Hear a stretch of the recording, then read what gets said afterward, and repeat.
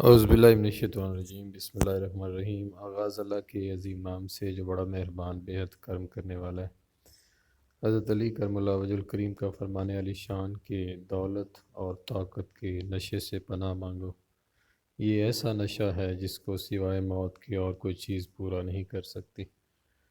تو عزیز طلبہ، آج ہم نے جس موضوع پر بات کرنی ہے وہ کتاب محمود سرحدی اور شامل نصاب کتاب کا آج آخری اور چھٹا کتاب جس کے اوپر ہم نے بات کرنی ہے۔ بے خبر اب تو ہے دولت ہی شرافت، بے خبر اب تو ہے دولت ہی شرافت کا نشان، لوگ پہلے کبھی تحویل نسب کرتے تھے، اب تو شاگردوں کا استاد ادب کرتے ہیں، سنتے ہیں ہم کبھی شاگرد ادب کرتے تھے۔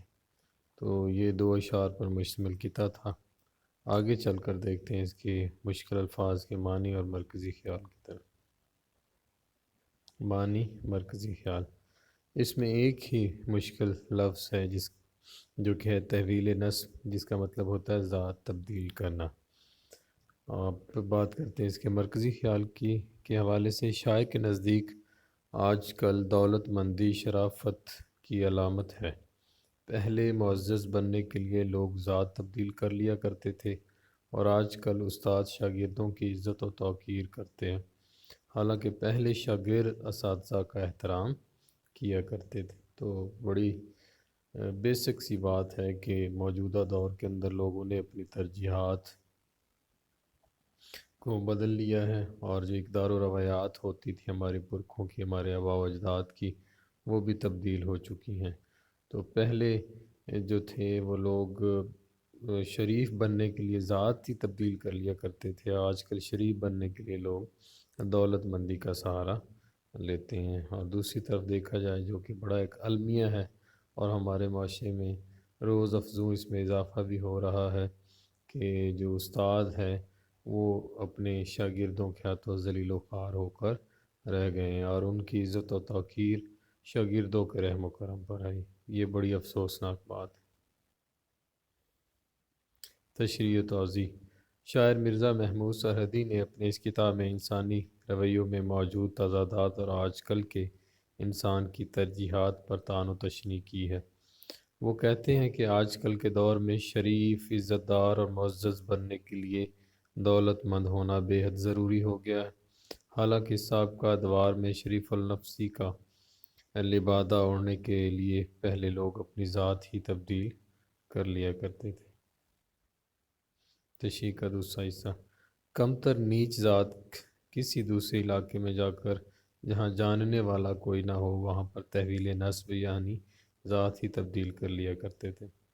دوسرے سے میں شاعر کہتے ہیں کہ آج کل کے دور میں ادب و تکریم اور سعادت مندی کے تقاضے بھی بدل چکے ہیں۔ پہلے ادوار میں شاگرد دل و جان سے اپنے اساتذہ کی عزت و تکریم کرتے تھے، مگر آج کل شاگردوں نے اساتذہ کو عزت دینا چھوڑ دی ہے، ان کی تذلیل کرنے کا کوئی موقع ہاتھ سے جانے نہیں دیتے۔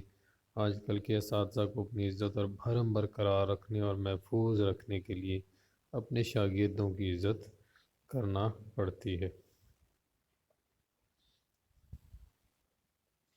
بڑی مشکل اور ہولناک صورتحال ہے۔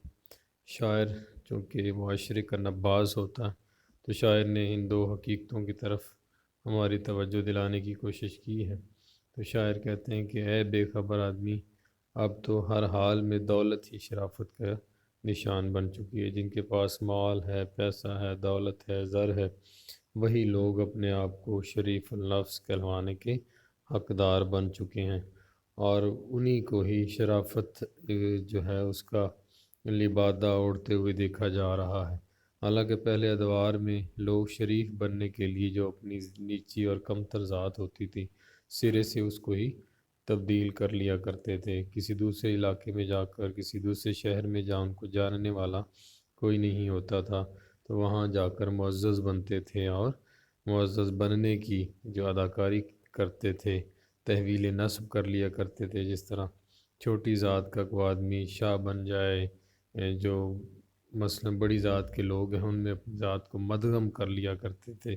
تو آج کل یہ کنسیپٹ بھی بدل چکا ہے، لوگ ذات کم تبدیل کر رہے ہیں، جبکہ دولت ہی شرافت کا نشان جو ہے وہ بن چکی ہے۔ اب تو شاگردوں کا استاد ادب کرتے ہیں، سنتے ہیں ہم، کبھی شاگرد ادب کیا کرتے ہیں۔ تو آج کل کے دور کے اندر شاگرد جو ہیں ان کا استاد ادب کرتے ہیں اپنی عزت اور تکریم کو ان کے ہاتھوں محفوظ رکھنے کے لیے۔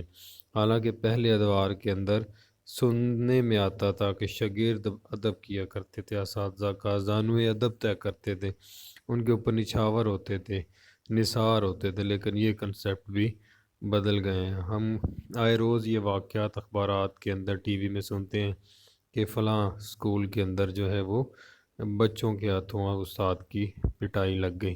یہ بڑی افسوسناک صورتحال ہے، اور یہی اس معاشرے کا زہر قاتل ہے کہ اساتذہ جو کہ روحانی باپ ہوتے ہیں، اگر ہم نے ان کو عزت دینا چھوڑ دی تو پھر ہم کن کو عزت دیں گے؟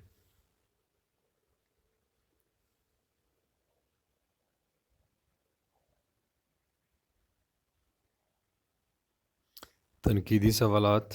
آج کل شرافت کا نشان دولت مندی ہے، پہلے ادوار میں لوگ اس کے لیے کیا کرتے تھے؟ تو میں نے پہلے تشریح میں بھی آپ کو بتایا کہ سابقہ ادوار میں لوگ تحویل نصب کرتے تھے، تو اسی کا جواب آپ نے ایک دو لائنوں میں دینا ہے۔ دوسرا سوال، موجودہ دور نے اخلاقی قدروں کو کافی ذکر پہنچائی ہے، بچوں نے بڑوں کا احترام کرنا چھوڑ دیا ہے، پہلے وقتوں میں ایسا کہت و رجال کیوں نہیں تھا؟ 3 وجوہات بیان کریں۔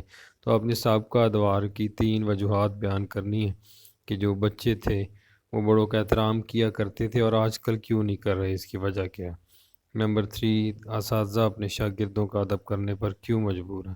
تو یہ بھی آپ نے بتانا ہے کہ حالانکہ حق تو بنتا ہے کہ شاگرد استاد کا ادب کرے، لیکن دوسری طرف استاد شاگردوں کو احترام دینے پر مجبور ہیں، اس کی کیا وجہ ہے؟ حرف آخر۔ میں امید کرتا ہوں کہ مرزا محمود سرحدی کے کتاب کو ہم اچھے طریقے سے تیار کر چکے ہیں۔ کتاب کی تشریح توضیح کے ساتھ ساتھ اس کے اہم تنقیدی سوالات کو بھی زیر بحث لایا گیا ہے۔ مزید کسی بھی رہنمائی پریشانی کی صورت میں ہم وقت رابطہ کیا جا سکتا ہے۔ خیر اندیش محمد افضل حیدر۔ میں دعا گو ہوں کہ اللہ رب العزت آپ کو، آپ کے اہل خانہ کو اپنے حفظ و امان میں رکھے اور ہر قسم کی آزمائش سے آپ کو محفوظ رکھے۔ والسلام، اللہ حافظ۔